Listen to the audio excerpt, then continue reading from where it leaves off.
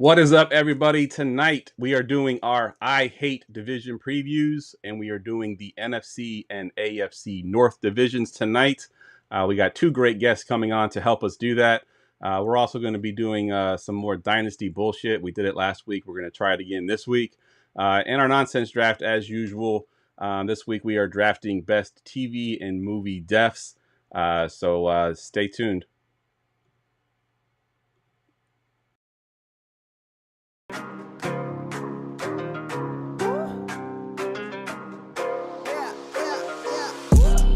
Going for two, kickers are extra, I give them the boot. Ooh, going for two, sit back, relax while I grab me a brew. Ooh, now I'm reclining while putting my time and I'm ready to go. My spine is aligning and much my lineups, my bank account grow.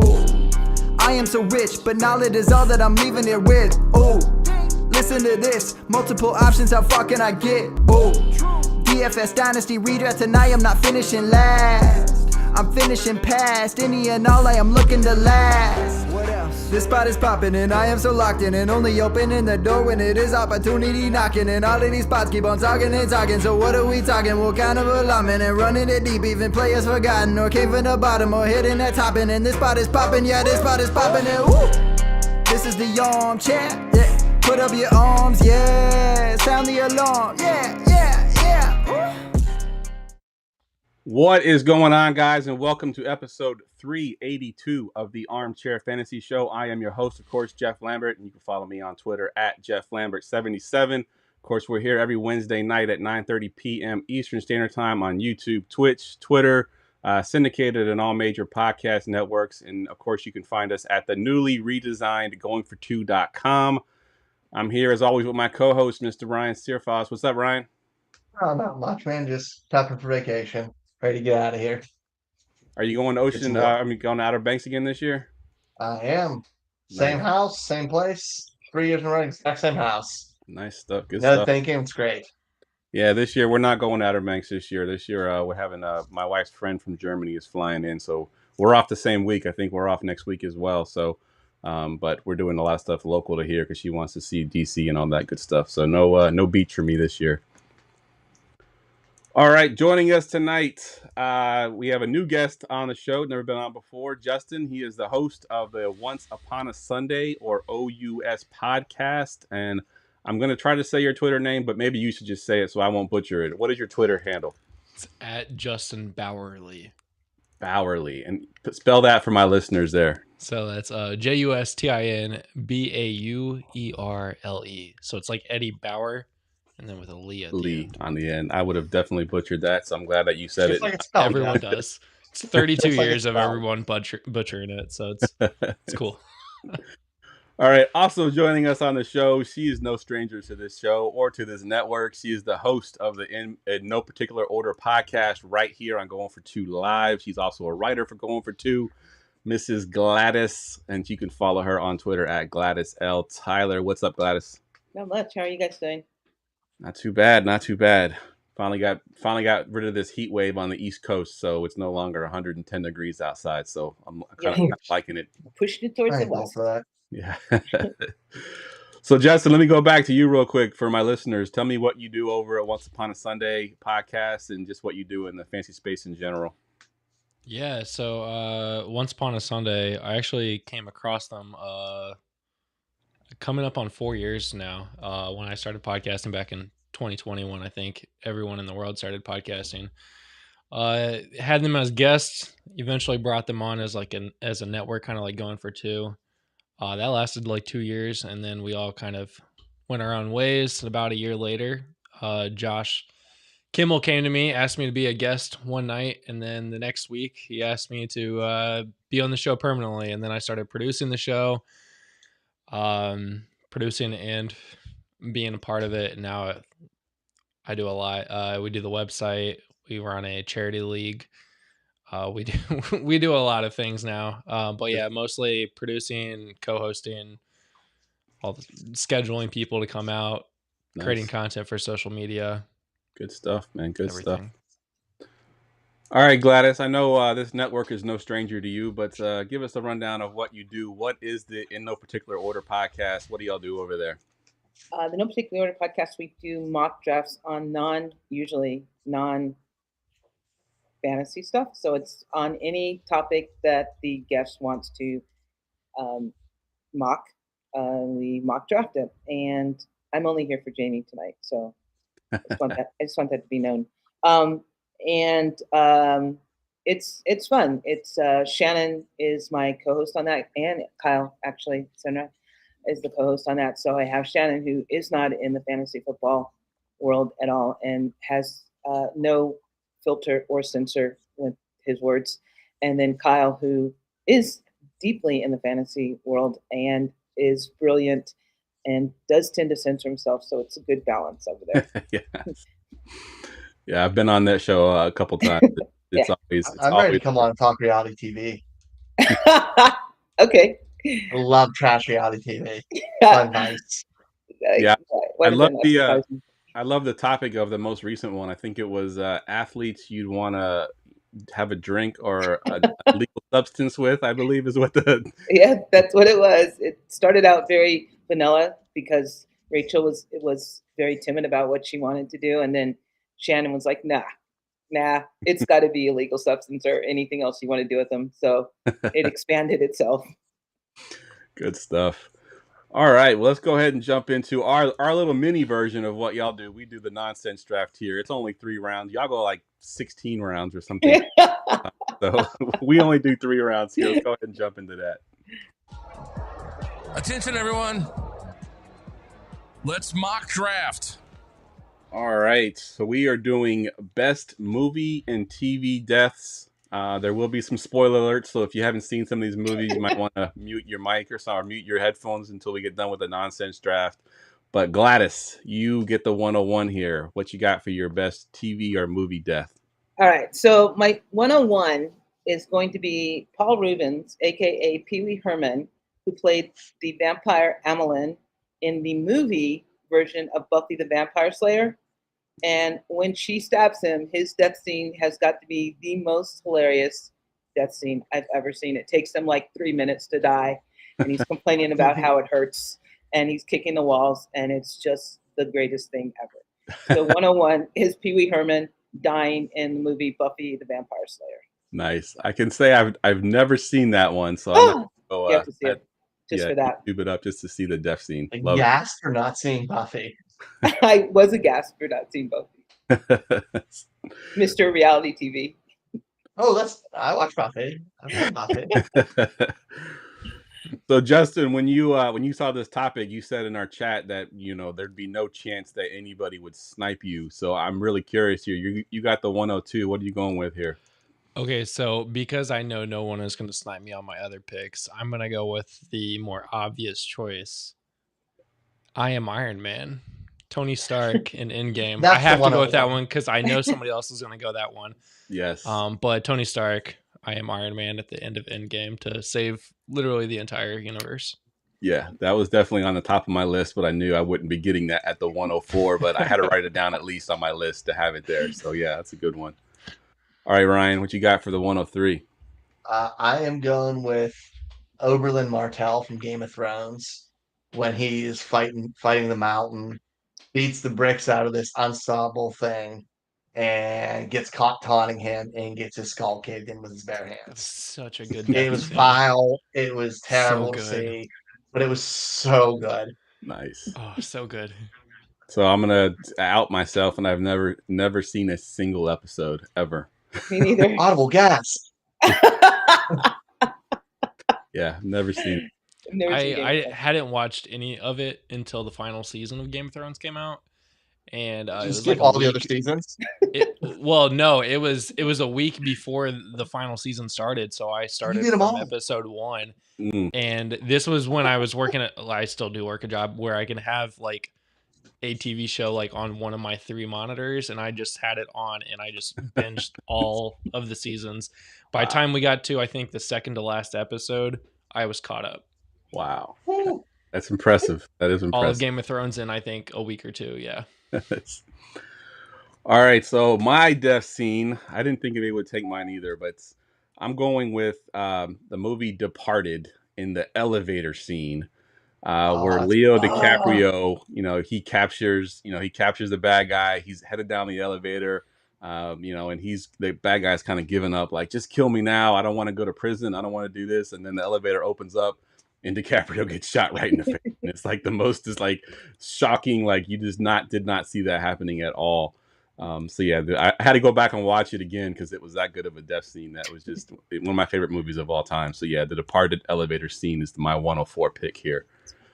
Gladys, back to you with the 201.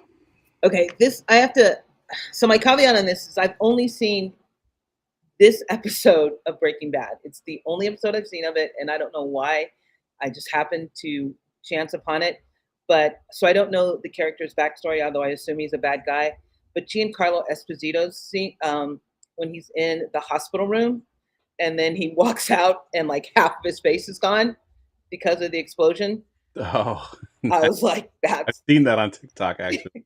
It's so gnarly. And I didn't want to see any more of Breaking Bad. That was like enough for me. So Giancarlo Esposito's Gus Fring, I think his name is, death scene in Breaking Bad.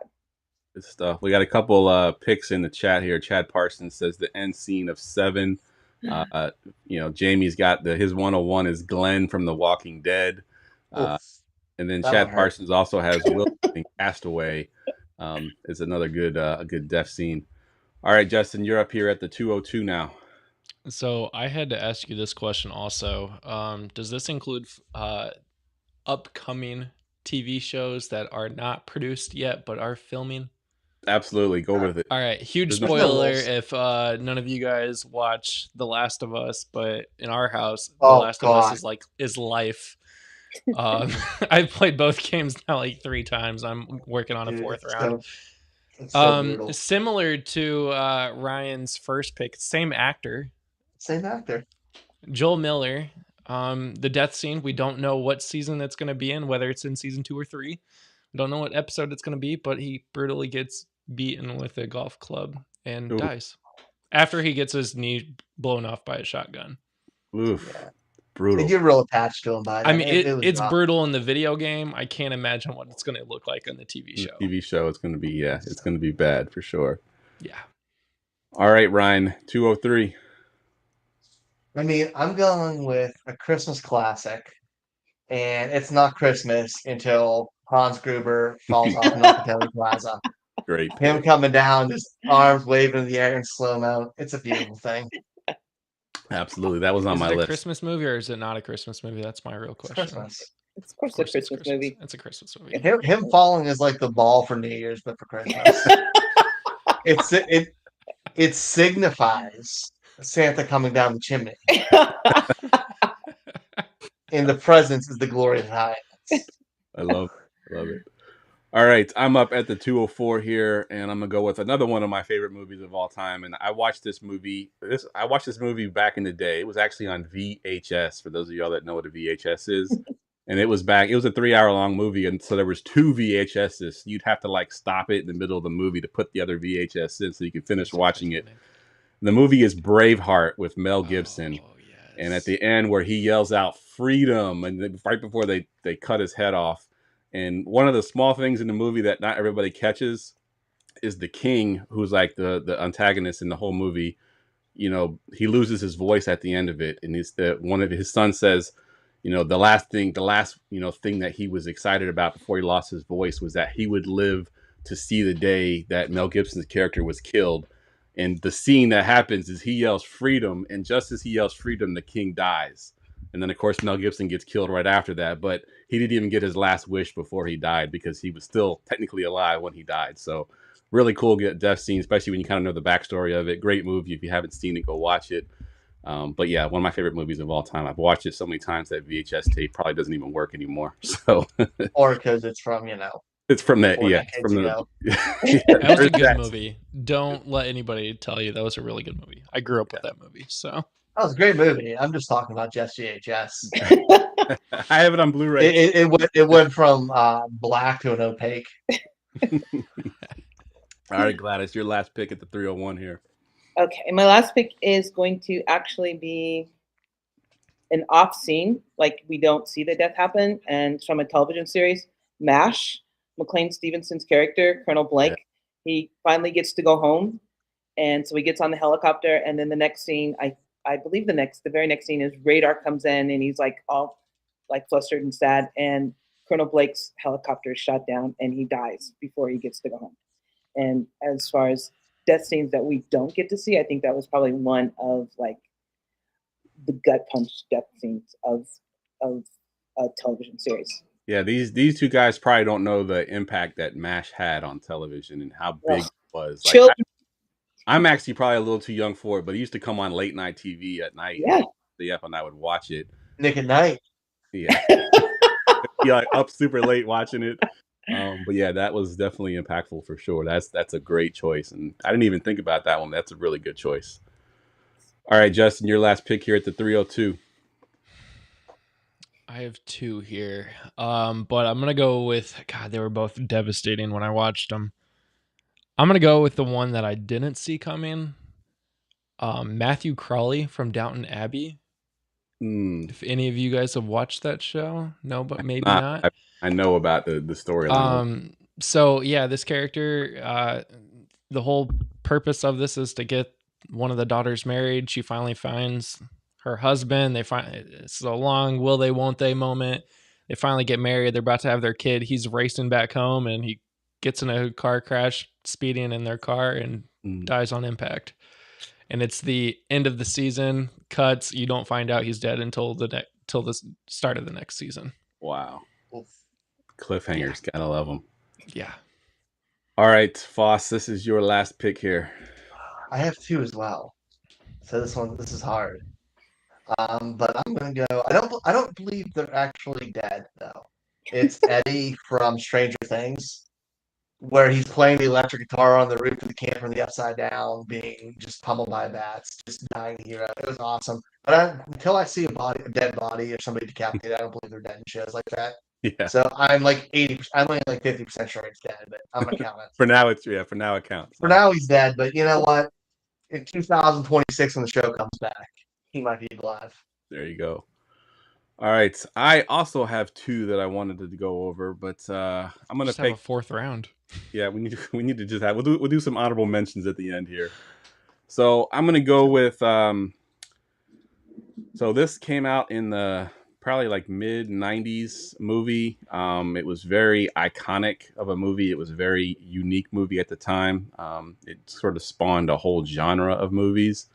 But Boys in the Hood, the scene where he sees the car pull up with the gun and he starts to run away and everything's in slow motion. And yeah, that movie was definitely is one that, if you've never seen it, go back and watch it. It really did spawn an entire genre of movies that that nowadays we don't think about it, but back then it was like a sort of a groundbreaking type movie. So yeah, Boys in the Hood, Ricky from Boys in the Hood getting shot down was pretty big. Yeah, it's huge. Let's do honorable mentions then. Justin, we'll go to you. Give me your honorable mention, the one that you were gonna draft there at the end. The other one is I want to say a chick flick TV series like Downton Abbey was, but this one kind of is. Grey's Anatomy, George O'Malley, 007 at the very beginning. I have seen that. That was another one where I think I was as shocked as Meredith was when we all found out it was George that died or that got hit by the bus. Yeah, that one was hard because the whole time they don't know who he is, right? Because he's so mauled and so he's burnt everywhere. He's completely very bad. It lasted like 2 or 3 episodes where it's just this John Doe in the hospital. Yeah. Yep. Ryan, what was your honorable mention? Mine is Bjorn Ironside from Vikings. It's a show that got me real good during the beginning of the lockdown. Yeah. He's on his deathbed, and they send him out on a horse against the enemies all by himself while being shot with arrows, just staying alive to bring their whole army out so they can surround him and take out the enemies, even though he's already dead. It's amazing. That's a good one, too. George O'Malley died 15 years ago, or 15 seasons ago. So. Wow. Gladys, you got an honorable mention? Also a good one. I'm going to go with one you saw coming, but was still really, really... Julia Roberts' character, Shelby, in Still Magnolias. After she has the baby, she has pretty much sacrificed herself so she can have a kid. And I mean, you knew she was going to die, but it was just still so sad. Yeah, that one's tough. My honorable mention is I'm just going to give the name of how this person died and see if y'all can figure out who it is. The 5-point palm exploding heart technique. That is from Kill Bill 2. That is the end of the Kill Bill. That was good. The technique that even his master never even taught him. He taught her how to do it. He uses it on Bill, and that's how he ends up dying. If you've never seen that movie, the monologue there towards the end and how he's describing Superman compared to Spider-Man, it's absolutely amazing, and how Spider-Man has to dress up to be a superhero, where Superman has to dress down to be regular. It's an awesome movie, but the dialogue is really top notch. So you should check it out. If I remember right, there, Gladys hates Quentin Tarantino. Yep, pretty much. That movie should be an exception. You need to go check that out. Even just Google that last little part. Like literally, when he was talking about how Superman is a superhero, every day he wakes up and he has to dress down to be a regular person, which is just a really cool part of the movie. All right, let's get to some football stuff. We'll do our division previews here in just a second, but first, I Hate Division Previews is brought to you by Underdog Fantasy. Check out their best ball leagues, huge tournaments, private leagues, pick'ems for all major sports. Use our promo code GF2 and get bonus bucks up to $250. That's right. Use promo code GF2. Download the app Underdog Fantasy, and you can just start drafting your best balls. And if you haven't seen the B League, the B League on GoingFor2, he is doing a ton of 5-minute shows on some best ball drafting, guys that he is kind of targeting based on their schedule, based on how they're being drafted. You can find that on GoingFor2 Live. He's put out 2 in the last couple of days. But again, that promo code is GF2 and get your bonus bucks and start drafting. Attention, everyone. Let's mock draft. All right, so we are going to be mock drafting the NFC North first. If you haven't seen these shows yet, we draft players just from that division, which the first round goes pretty smoothly. Usually we get to that second round and you're really reaching on some players. So we kind of touch the redraft people and the dynasty people when we do these. Justin, you get the 101 here. So what is your 101? And it is Superflex. I got to make sure I always mention that. Superflex. So what is your 101 pick here? Yeah, that's the important part, is the Superflex. I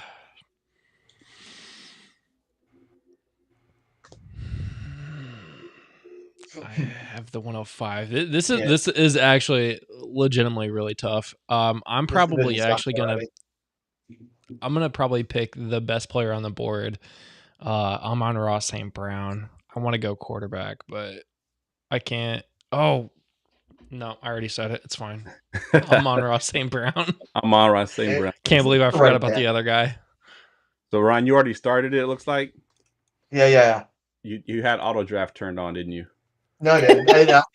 I kept deleting the pick and I kept doing it, so I just changed it. We're good. Okay. It's on my We're good now. All right. All right. 102 Gladys. Jared Goff. Jared Goff. They only have 3 games where they play outside. They have the exact same offense. Offensive line's #1 ranked PFF coming into the season. Jared Goff all day. Wow, that's surprising. I thought you'd go with another quarterback there. So. Yeah, I thought I was going to do Caleb, didn't you? No, not even Caleb. Oh, I thought for sure. Okay. But you left him for me, so I will take Jordan Love here at the 103. Ooh. I think wheels are up for him. I know he's got some receivers that aren't necessarily studs, but he's got a ton of receivers, and all of them seem to be good. He was, I think, quarterback 5 or 6 last year. I think he can be even better this year. So yeah, wheels up for Jordan Love. So I'll take Jordan Love here all day. Jordan Love probably would have been my first pick had I had a chance to pick that. Why just got auto draft? Stupid. Just put it on. Like what I do is put it on like 2 hours. If you have the draft, I have it on no limit. Yeah, it drafts automatically. You do no limit. So put it on 2 hours. That way it won't draft, and then turn off the CPU auto draft. Tricky sleeper. Ryan has never done this. Usually I'm the one doing it, but trying trying to host the show and do the mock draft and cross off guys off the list and the whole nine was just proven to be too difficult last week. So I asked Ryan to step in and do the mock draft for us. Let's just keep the Lions train rolling, and I'm taking Jahmyr Gibbs. I think we just saw the tip of the iceberg last year in a full season workload. He has the potential to be the RB1. Yeah, Jahmyr Gibbs is an easy pick there. I think these four players would be, the same four players that anybody would take. It's just the order I think might change a little bit. Some might take Jordan Love first, like me. Jared Goff I think would have gone third if I was doing this draft myself. But I think these four players are pretty clear cut, the top four in this division.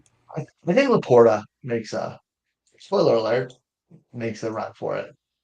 Yeah, you could put Laporta in there as well, especially if it's tight end premium for sure. All right, Justin, you are back up at the 105 here.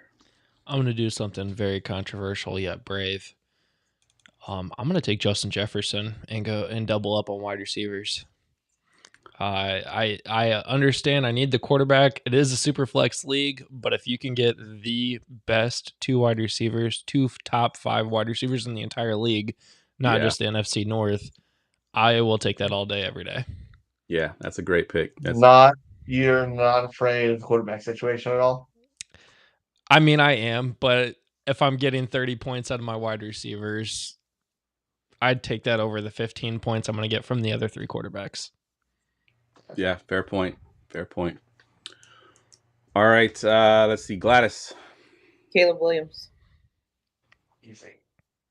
You said that with confidence there. She ran to the podium. I did. Caleb Williams has probably the best wide receiving trio in the league. And then you're going to back it up with a new OC who is going to allow him to use the best wide receiving trio in the league. He also has the scramble. So I can rely on his legs for points when need be. And they have the third easiest schedule in the league. So I think the path to him getting 4,000 yards, 20 touchdowns plus, very good. Plus, I'm counting on a couple rushing touchdowns. Yep. Okay. Good stuff. I like it. In Superflex League, you went double quarterback there. I like it. All right, Foss, you're on the clock. No, I'm sorry. I'm on the clock. You are. Yeah, sorry. I'm getting ahead of myself here. You just picked a random spot in the draft and took it over. It's fine. Yep, just jump me. No big deal. All right. I will go with the aforementioned Sam Laporta. I know it's tight end, but, he is the number one tight end. At least he was last year. I think he can definitely repeat that this year. Nothing really has changed in that offense that wouldn't suggest that he can do it again. I know touchdowns are not sticky, and that's what got him at the number one spot. But tight end is such a position of strength because it's such a shallow position. This division is not as shallow as some of the ones we've done recently. There's still some decent tight ends there, but nothing is close to Sam Laporta, especially with TJ Hawkinson and his injury situation. So I'll take Laporta here at the 203. All right, Ryan, you're on the clock. I feel like we had a drop off here. But I'm gonna take DJ Moore. I still believe it. We saw him ball last year with terrible quarterback play. Now he has a good quarterback. I know there's more weapons there, but he's the clear cut wide receiver 1, I think, in this offense. And he just gets it done. So I'm going to DJ Moore. Love it. DJ Moore off the board. And back to you, Justin. I see Ryan is also not afraid of the quarterback position. Look at these quarterbacks. I mean, the last two are just kind of whatever at this point. It's a coin flip on who's actually going to play more games this season. Because of that, we have flex positions too. So I'm going to go. I wasn't even ready for this because I was expecting something else. I'm going to go Keenan Allen. I think he's going to be the primary target for Caleb Williams for most of the year. Yes, I know DJ Moore still exists. Yes, I know Roman Dunze is there. But Keenan Allen in the slot, it's a rookie's favorite position to throw it to. It's the safety net. It's the veteran. It's the guy who is all reliable for his entire career, except for like that 1 or 2 seasons he had a knee injury. But Keenan Allen is going to get Caleb Williams to a new level this year. Yeah, I love Keenan Allen. He's one of my favorite DFS plays. We actually do my DFS show, and we have a spreadsheet that we all put our plays in, and we call Keenan Allen. His name is copy paste because literally every week I just copy paste him into the next sheet. So Keenan Allen's steady Eddie for sure. I love Keenan. All right, Gladys, you're up. I'm going to go with the higher ceiling on the Green Bay Packers wide receivers. I'm going to go with Christian Watson. I know that he has the injury concerns. He only played 9 games last year, but he also, in those 9 games, had a 17.7% target share. He has the higher ceiling than Jaden Reed, I believe. Jaden Reed's the safer pick, but I think Watson is the better pick if he stays healthy. I love it. All right, I am up here at the 303 now. So I have Jordan Love and Sam Laporta on my team. I will go running back here, and I'll take Josh Jacobs. I think his workload is going to be massive. I think he'll be used in the passing game more than he was with the Raiders. He was kind of pegged as a receiving running back coming out of college, and the Raiders didn't really use him that way. I think he'll be used that way with the Packers there, and I think it's wheels up for Jacobs at least for one more season, if not 2. So Jacobs for me here. Ryan, round out what would be the first round if this was a regular draft here. I think DeAndre Swift. I think he can be a nice bailout for Caleb Williams. I don't know why I said Christian Watson. My brain just stopped. I think it'd be a nice bailout for him. He, with those wide receivers, it should leave 2 wide open running lanes for him. And he's a guy who doesn't need a ton of carries to make an impact fantasy wise. Yeah, I like that call. All right, Justin, we're up to you at what's considered the 401 on the screen here. Yeah, I'm going to take the vulture himself, David Montgomery. Jahmyr Gibbs is great between the 20s, but once they get in the red zone, David Montgomery had 13 rushing touchdowns last year, over 1,000 yards with Jahmyr Gibbs on his lineup. I'm going to pair him up with Amon-Ra and take Montgomery. I love it. I love the pick there, and I love that you're, taking the touchdown guy, right? I mean, everybody's high on Jahmyr Gibbs, but everyone's kind of forgot about David Montgomery, and that's, really the second year in a row that they've done this with the 2 running backs. A couple years ago, Jamal Williams. 23 touchdowns between the 2 of them last year. That's a lot of rushing touchdowns. I just think it's anybody's game with. Yep, I think it's going to come down Detroit. to who happens to be on the field at the time they get into the red zone. It's going to be the one getting those touchdowns. All right, Gladys, you are up here at the what are we at, the fourth round, second pick? Yeah, hold on, because Montgomery was going to be my pick. So Sniper. Sniped my pick. So now I'm going to go. I'm going to go Luke Musgrave. I'm going to stick with Green Bay Packers offense. I think that Jordan Love splits at the end, like from weeks 11 to 18, proved that he knows where his bread is buttered. I think Luke Musgrave will be at least in the top 10, if not the top 7 tight ends. So I'm going Luke Musgrave. Love it. All right, and I was hoping to get this guy. I hope he floated this long, and he did fall to me. But I will take the other receiver from Green Bay, Jaden Reed. Many expect him to be the number 1, or at least, the number 1 if Christian Watson can't stay healthy. He was sort of the de facto number 1 last year. I think he just can continue to grow in that offense and build that chemistry with Jordan Love. So I now have a nice little stack there of Jordan Love and Jaden Reed. Ryan, 404. Oh, I feel like you've sniped me the last 2 times.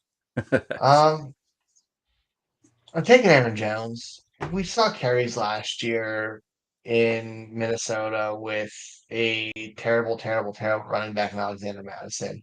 I know Aaron Jones is old, but he can catch passes, and he's better than the aforementioned running back who was there. I think he can be a volume play with pass catching upside. Yep, I love it. That's a great pick. That's who I would have gone with there as well. And bail out the young quarterback or a terrible quarterback. Either way. Yeah. All right, Justin, up to you now. What you got? Man, I'm really,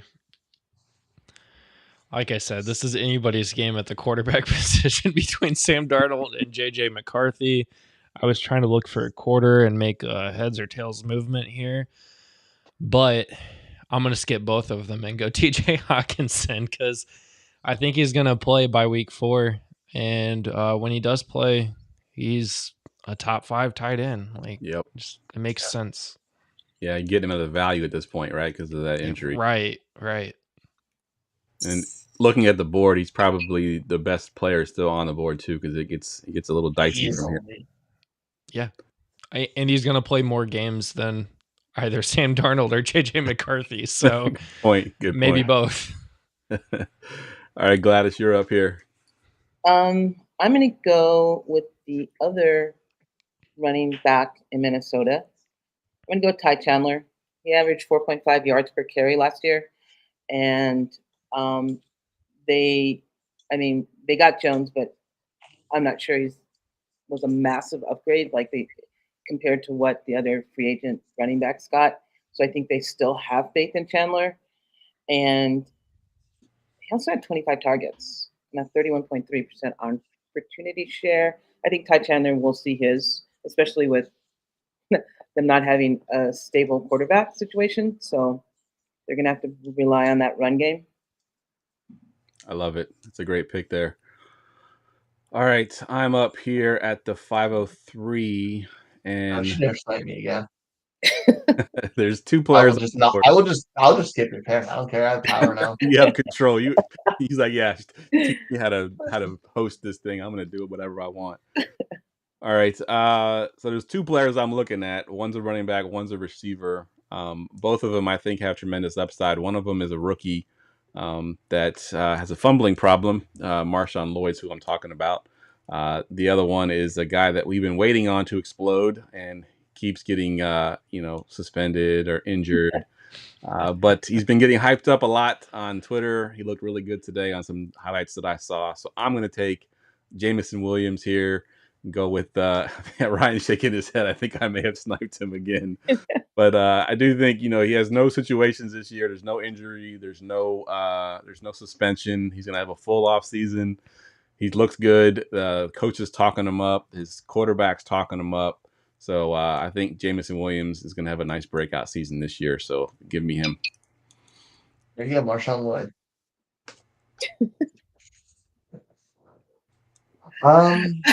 He did give you I believe in all the coach league this year. He put it on Jameson Williams. So give me Jameson.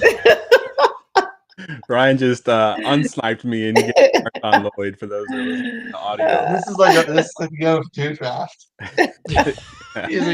I'm using power of commissioner to do what I want. So I will talk about Marshawn Lloyd since somehow I magically ended up with Marshawn Lloyd. But as I mentioned, he's got a fumbling problem. Outside of that, he doesn't have much of a weakness. He's a good pass catching back. He has, I think, 4.3 speed. He's, I think, 5'9", 220. He's all muscle. He's got all the tools to be an excellent running back. He just needs to get those fumbling issues under control, and I think it wheels up for him. Obviously, he's got a workhorse in front of him, so he may have to sort of fight for his touches this year. But I do like Marshawn Lloyd. All right, Gladys. No, I'm sorry, Justin. You're up here. I was like, dang, I got skipped. I'm going to take a guy who is very fast. No pun intended. Actually, there literally is no pun intended. Because I was thinking about Jordan Addison to handcuff with Justin Jefferson, but he literally is fast and falls asleep easily in cars in the middle of the highway. But so because of those issues, I'm going to take the other wide receiver, Roma Dunze. Damn it! So I'm going to snipe. You should have let me go. Yeah, I think he's going to be great. Especially if I know this isn't scoring for punt and kick return yards, but that offense is going to be insane this year, and I'm excited as a Bears fan to watch that happen. Rome is the only guy on this board that I actually like and has explosiveness to him. Yeah, it's a good call, and you got Keenan Allen there too. So, if Keenan Allen does sort of fall off towards the end, being an older receiver or being phased out. Has to go to Rome, right? Yep, going to go to Rome. Exactly. All right, Gladys, now you're up on the clock. I need Sniped Ryan twice. to work his magic and I don't know what you're talking about. I'm gonna stick with Chicago's offense because I think they are going to be a really great offense, and I'm gonna go with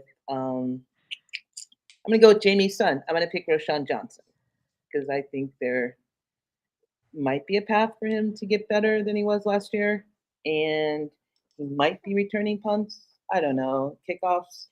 So I don't know. I'm taking Roschon Johnson. Yeah, right on cue. Jamie's like, there's still a running back on the board. You go and draft right on cue. His boy from last year, Roschon Johnson. So, yeah, I mean, there's definitely a path. Obviously, Swift has had his issues. He's now on his third team. There's the potential that, Khalil Herbert doesn't, he's not as explosive as Roschon Johnson. Roschon Johnson got the opportunity.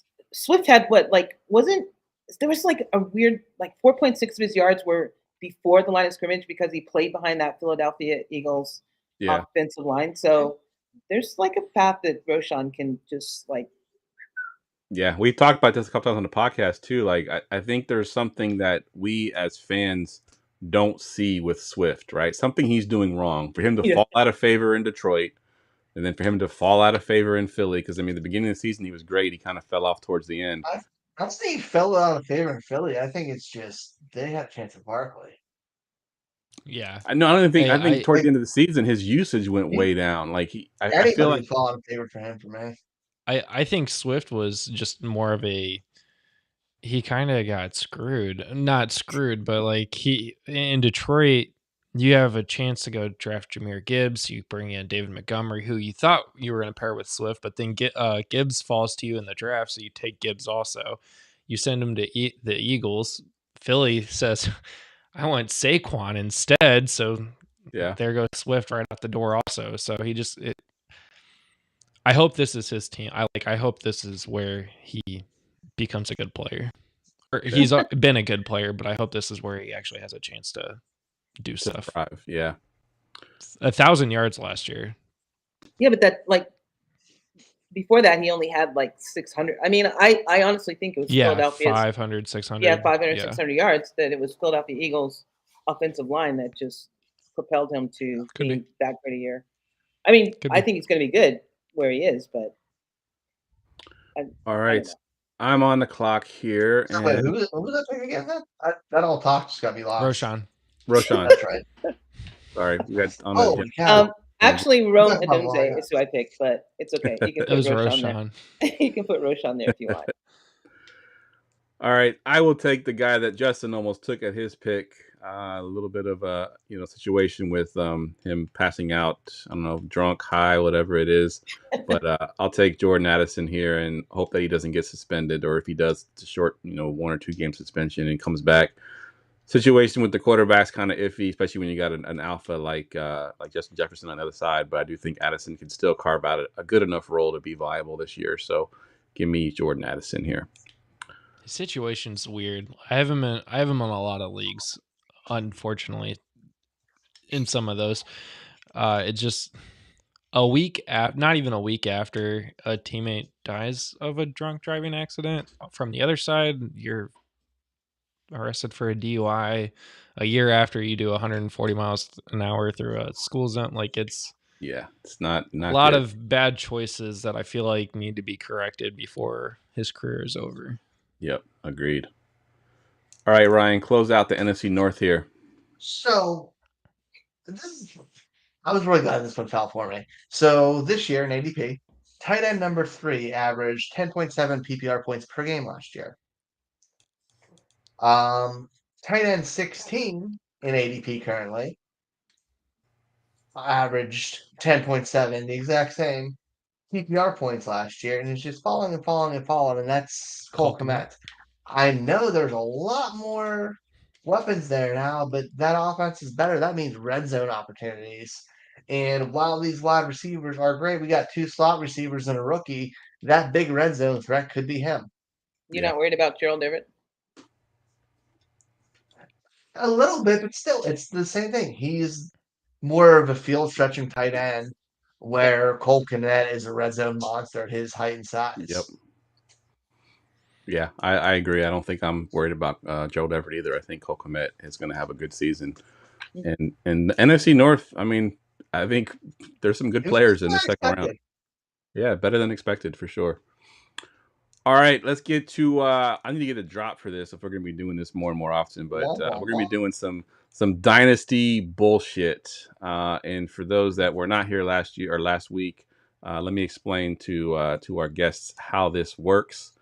Essentially, I'm going to give you a benchmark stat. Let's just, for the sake of this explanation, let's say 1,000 yards receiving.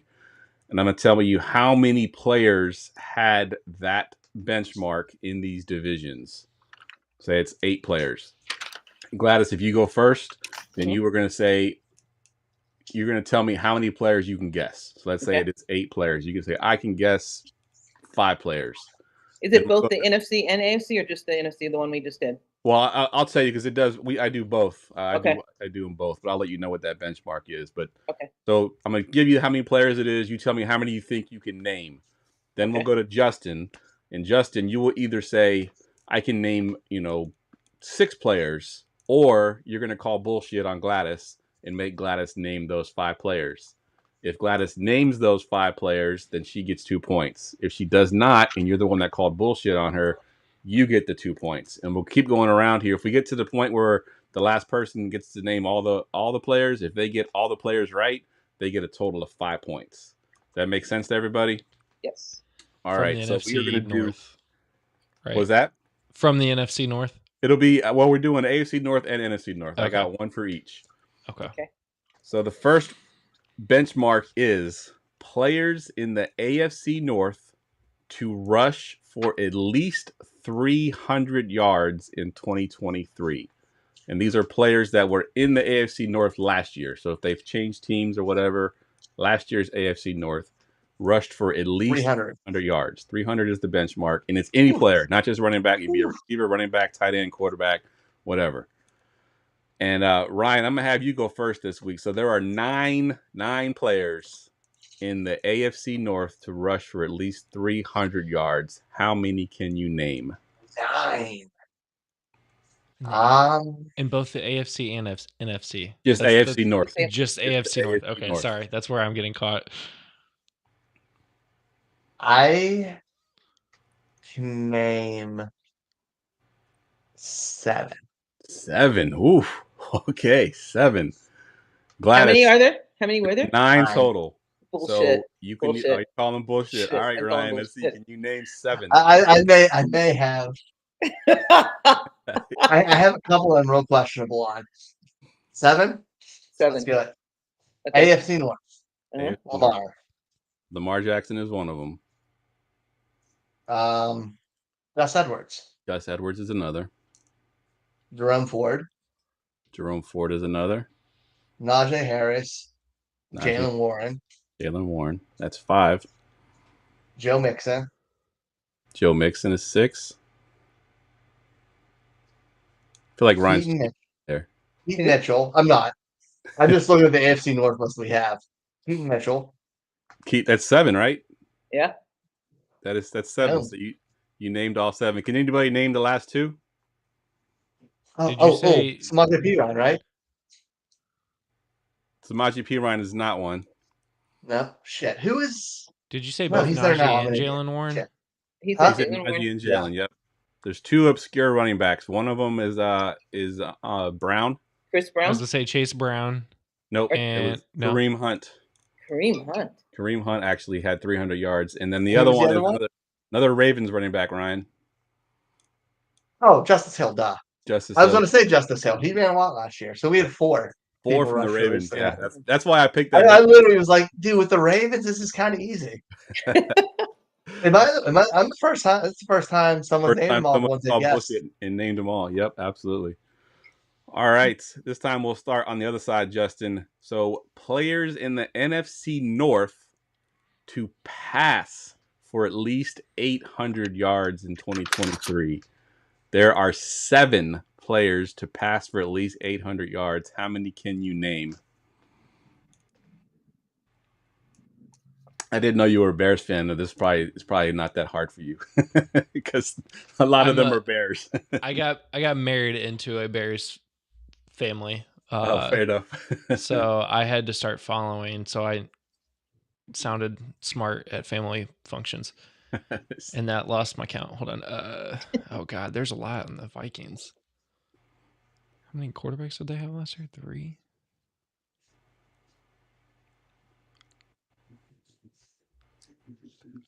You said 7?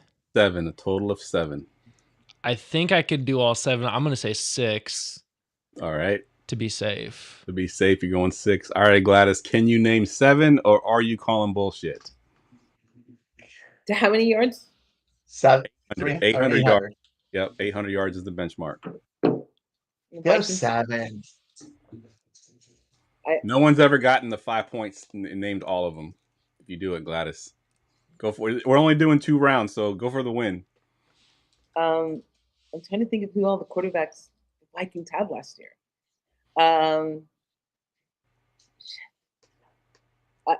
You said how many you can name? Justin? 6? 6. Oh, I could definitely do 7, actually. Yeah, I said 6, but I could definitely do all 7. Well, then I'm going to have to say 7. Yep. If you know that you could do 7, and Can he steal points? If she doesn't get it, if she doesn't get it, then he can steal. All right. Wait, what? What's happening? If he does, if you don't get all 7, he can steal all points. He steal some. All right. Jared Goff, Jordan Love. Yep.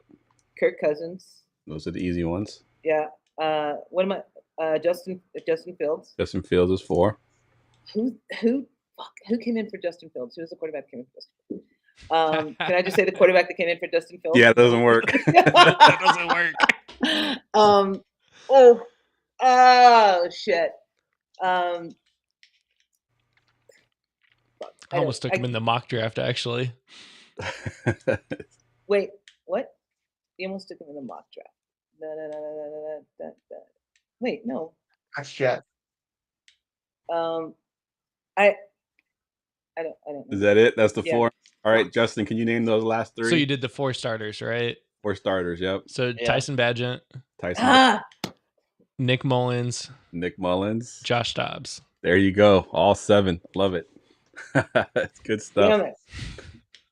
I knew Josh Dobbs, but the other 3, no way.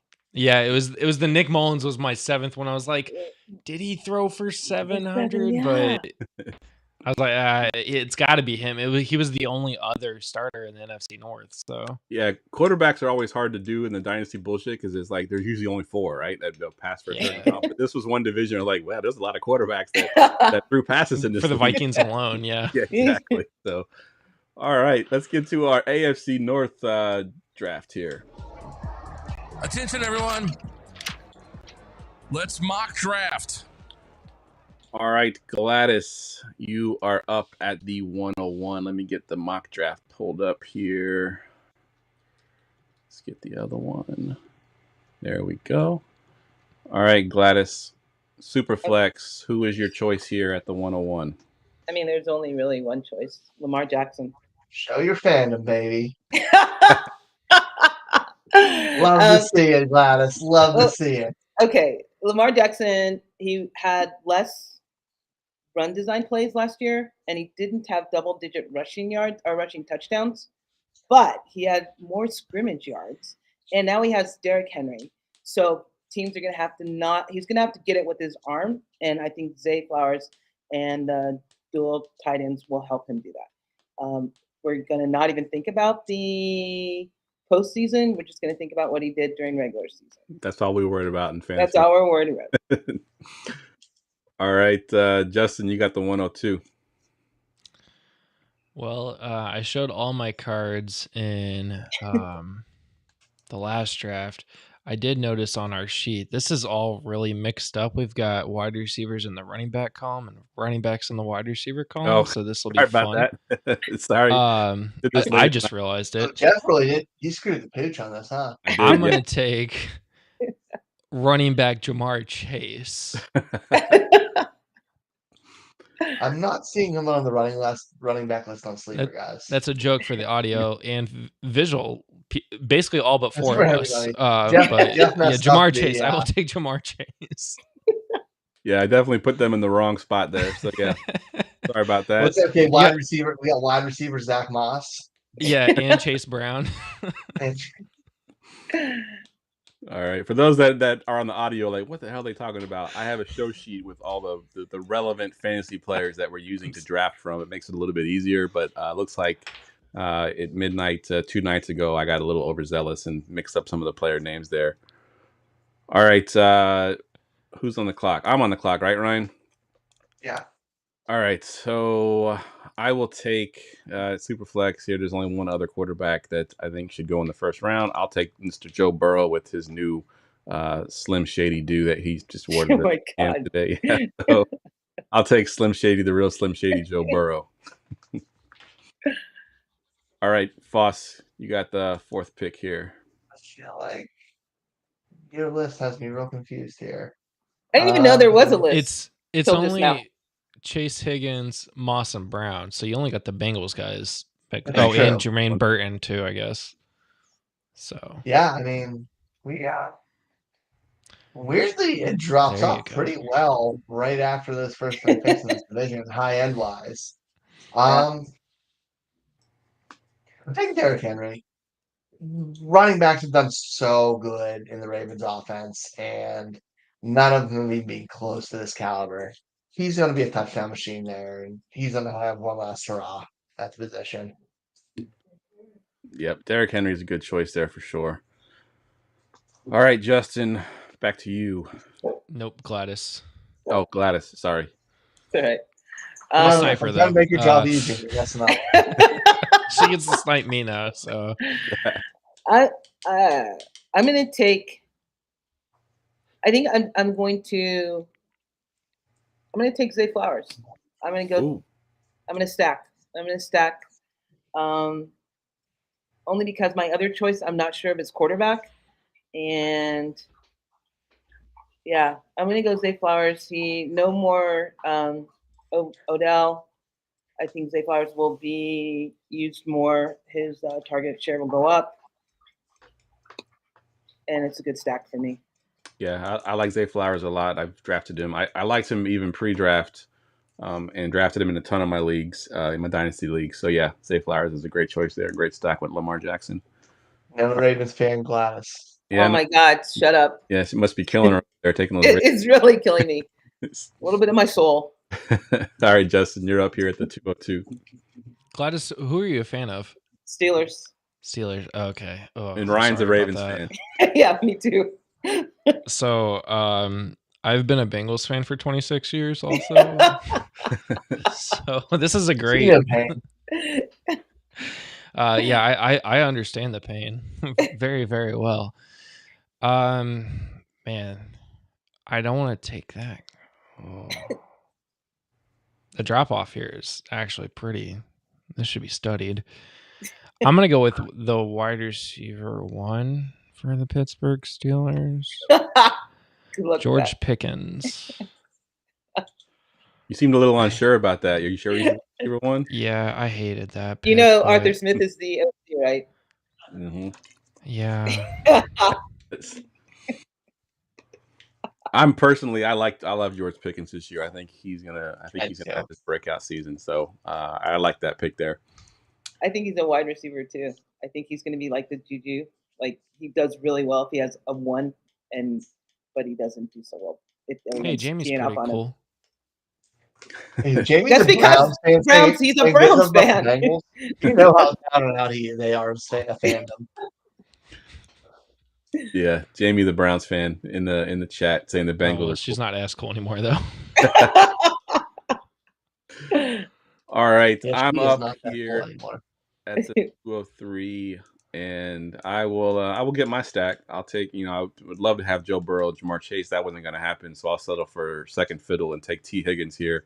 Get the Joe Burrow, T. Higgins stack. T. Higgins had a rough year last year, but I do expect a bounce back season this year. Injuries played a huge part in his downfall last year, so hopefully he can stay healthy. And this offense, I think, will be great hopefully Joe Burrow is healthy to start the season. Last year he started off terrible, so it kind of hurt that whole entire offense. So I'll take T. Higgins. Ryan, you're up here. I'm just taking all the Ravens touchdowns. I'm taking Mark Andrews.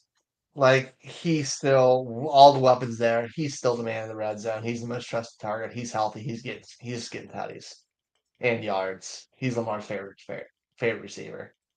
All right, great pick there. Gladys, back to you here.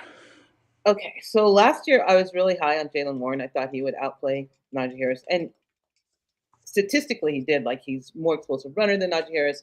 Najee just doubled him in touchdowns. This year, I think because of his contract year, because Pittsburgh didn't extend him, and because it's Arthur Smith and Mike Tomlin, I'm going to go Najee Harris. I think that Najee, like Smith, I think last year the Bijan and Algier, like Bijan had 41% of the runs and Algier had 35.5%. So it's a wild card what Smith is going to do, but I think that he will stick and they will try to use Najee Harris up. And What? Wait till he gives you the finger and it's Cordell Patterson. He goes a little reliable. I drafted Cordell Patterson in the Scott Fish Bowl. Yeah. All right. Take that. Najee Harris off the board. Justin, where are you going here? Jamie, this one's for you. David Njoku. Nice. My favorite tight end from this division comes from a team that I don't really like. I was all on David Njoku last year from the start.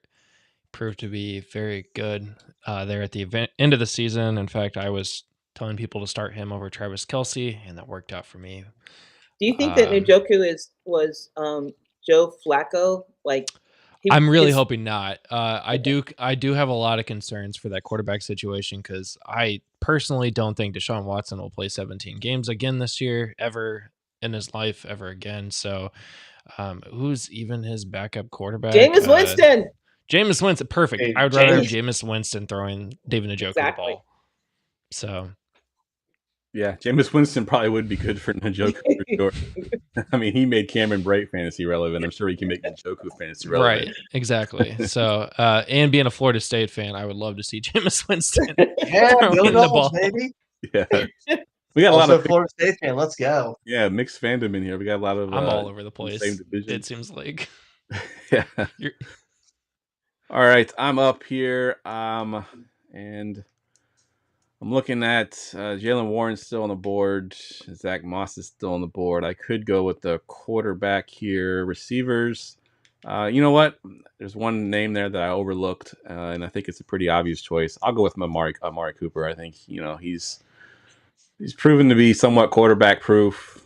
He had a huge season last year. I know Deshaun Watson, wasn't there last year, but I do think that him and Amari Cooper can do good enough things to allow Cooper to be once more relevant in that offense. So I'll take Cooper as my pick here in the third round. Right, dude. I don't think you've ever sniped me so much in one of these before.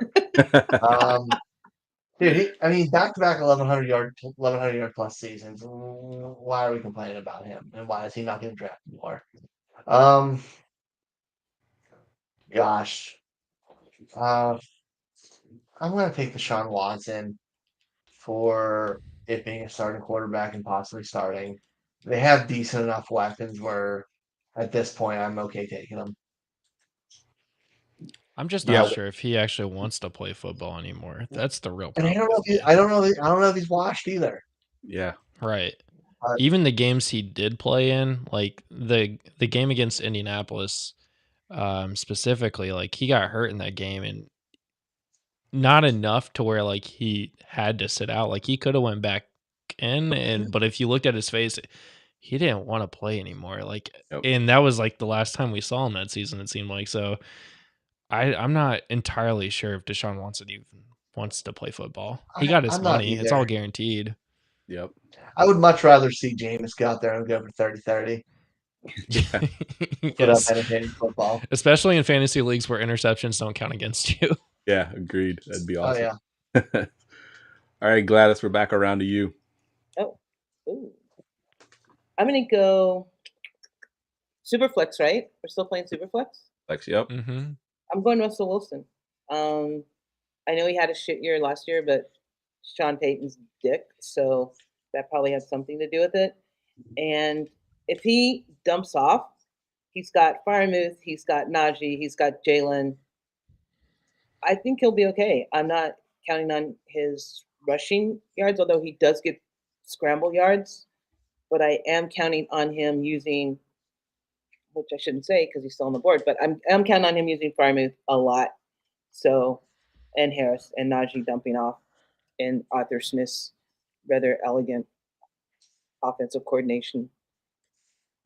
Yeah, I like it. I like it. I think there was a stat, and I gave it a few weeks ago, and I don't remember the exact benchmarks, but I think Scheffner or Mike Clay or one of them put it out that of teams that had, I think, over 25 passing touchdowns and fewer than 11 interceptions, there was only one team that fit that caveat, and it was the Denver Broncos, which is surprising to think that, we think so negatively of Russell Wilson, but really, was he that bad, or was it just the media that made it seem like he was that bad? I think they've so underperformed what expectations were. I don't think he was that bad. I think expectations were too high. Yep. Because and so it seemed that it was worse than what it was. Exactly.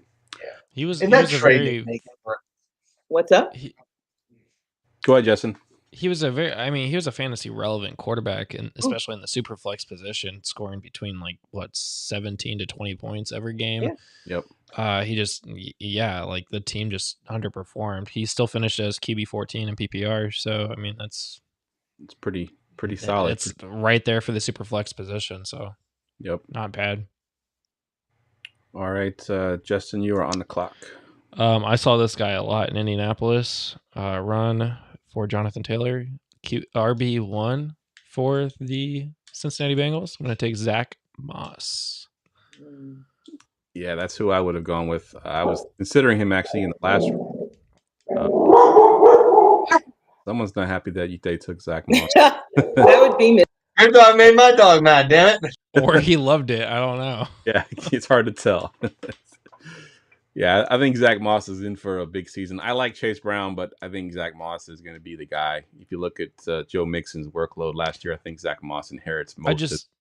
I wonder how much of that is Shane Steichen, because I mean we hoped to see this Zach Moss in Buffalo. We didn't. He goes to Indy. He does really well.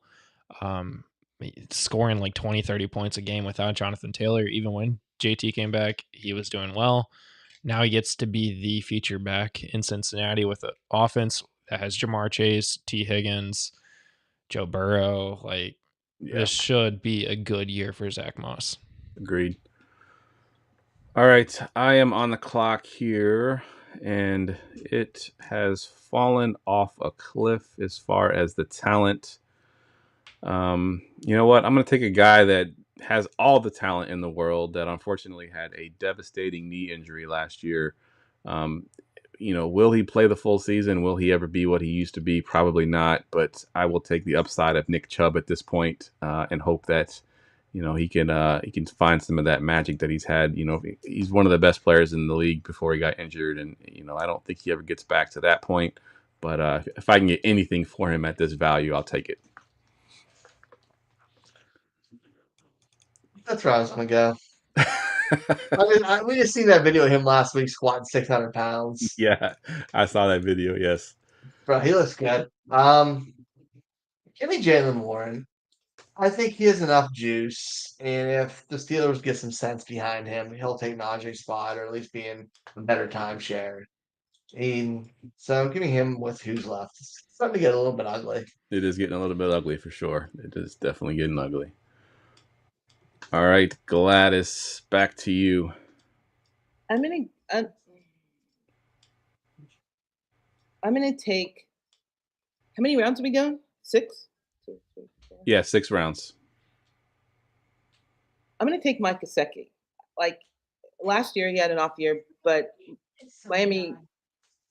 I don't know why Miami even. I don't know why he was there. He's not the tight end for a Dolphins offense because they don't use their tight end. But before, he's double in yards per reception. He was over 10 yards per reception. I mean, he's good. and he's in an offense that should be good. And I think they were like 29. Their plays per game when Burrow is in, they're like top 15. Yeah. So if Burrow stays healthy, I think he has a path to be a top 15 tight end. Yeah, and the Bengals, they don't block their quarterback anyway. Yeah, exactly. Like you to block. Yes, we know. We know. Keep it up, baby. Keep it up. Don't block him. All right, Justin, you're up. I don't really like anybody on the board.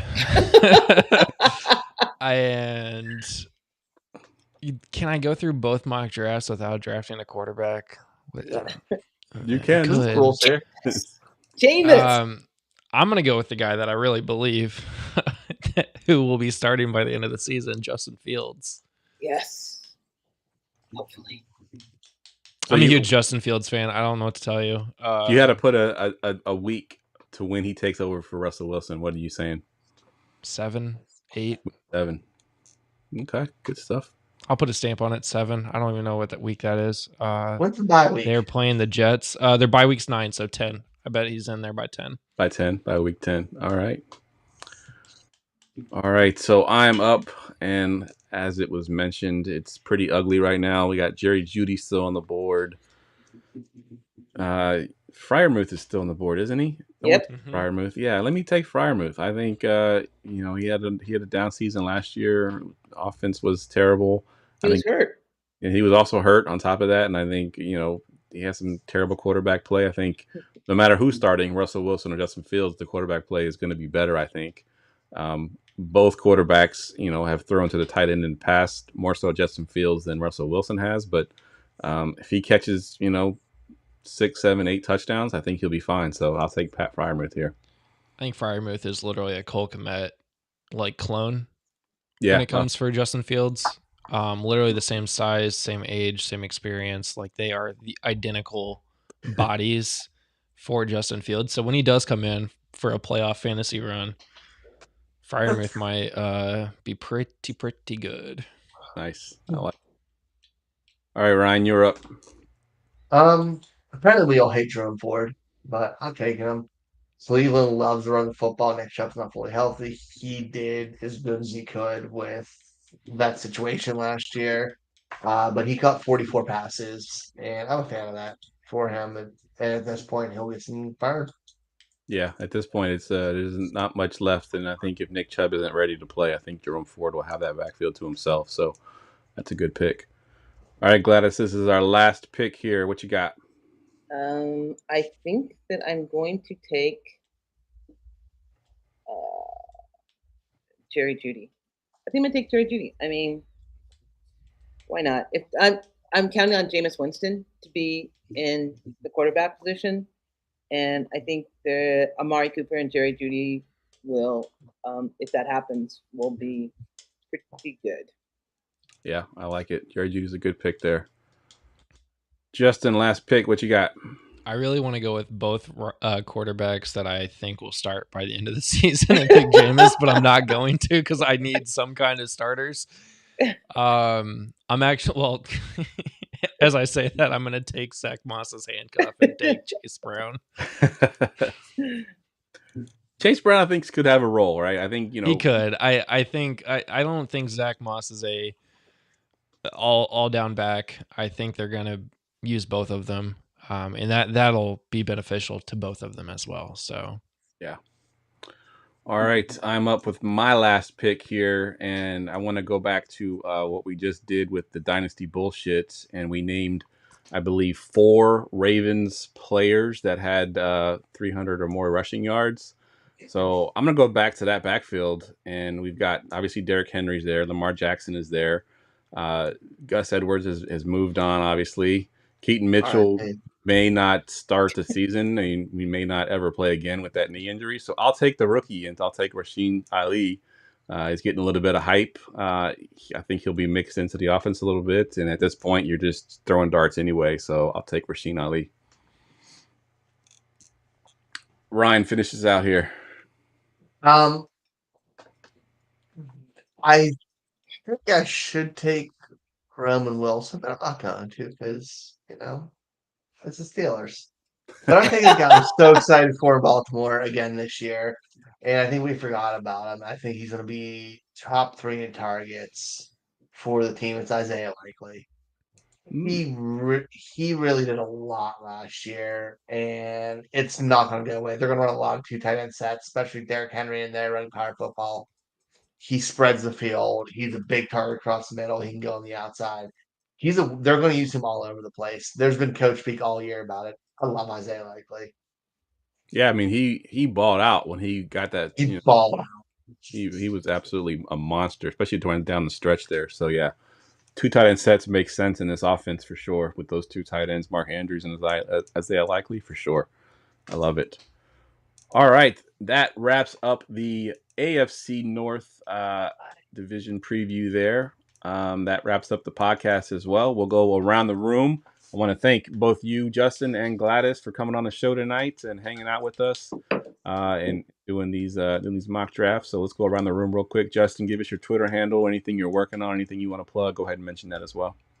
Yeah, it's at Justin Bauerle. That's Bauerle. You can follow OUSFFPOD for the Once Upon a Sunday Fantasy Football Podcast. We normally go live on Wednesdays at 8 p.m. We took a break today, and we're going to be live tomorrow at noon during lunch, noon Eastern. So if you want to catch us tomorrow, follow me, and you'll your see podcast is called Once Upon a Sunday, and you go on Wednesday? I like it. Yeah, but it's Once Upon a Sunday because we play fantasy sports, and that's when the fantasy sports are on. Once Upon a Wednesday doesn't really have the same ring to it. No, Once Upon a Wednesday. Yeah, no, no. But we also go live on Tuesdays and Fridays during the season, during the lunch hour as well. So we'll be live 3 days a week. I was told to make fun of my co-hosts, so you can catch a dirtbag and another guy who is just mediocre. And then you can catch me with all the actual knowledge and things about fantasy football. So, nice. Josh, Dave, that's for you. Nice. Love it. All right, Gladys, what you got? I am working on offensive coordinator articles for GoingFor2. I co-host the No Particular Order podcast, but I don't know how that's going to go. I'll tell you more after Sunday, after our big Sunday special meeting that we're going to have, because I have no idea what I'm going to do. But for Gridiron Experts, we'll be writing on betting, sports betting, maybe. We'll see. But you can catch me on, I'm not on Twitter anymore. Apparently, I have to log in every time I go in. But if you go to my DMs, okay. I know, right? It is. So there's a Discord, GoingFor2 Discord, that I sneak in every now and then. So if you go into the GoingFor2 Discord, and I will be there maybe. Good stuff. All right, Ryan, what you got going on? Oh, I'm going for AFS382. Like Gladys, I'm barely there. Find me here on Wednesdays. You're barely here. You're barely here too, even when you're here. I'm 60 to 70% here. I ran that draft like a champion. I'm over at the Rookie Big Board causing mayhem over there at the Dynasty Big Board podcast. Yeah, that's about it. Nothing fun. All right. Lots of fun. One of the two. Again, thank you both for coming on tonight. I'm Geoff. You can follow me on Twitter at JeoffLambert77. I wanted to plug our personal league podcast. So we did sell out of all of our personal league podcasts the rest of this year. But we're running a promo right now where you can go ahead and book yours for next year. And the promo code is 25 for 25. And it is, if you go to goingfor2.com/PLP, you can get that booked for next season. They do sell out fast because we only have 1 day a week that we can do them. So there's only so many Fridays in a year. Like I said, we sold out already. It's July. We still have a couple months to go, and we've already sold out. So go book that now. Again, the promo code is 25 for 25, and you can get that discount for next year. All right, for Justin, for Gladys, for Ryan, I'm Geoff. We will see y'all next week.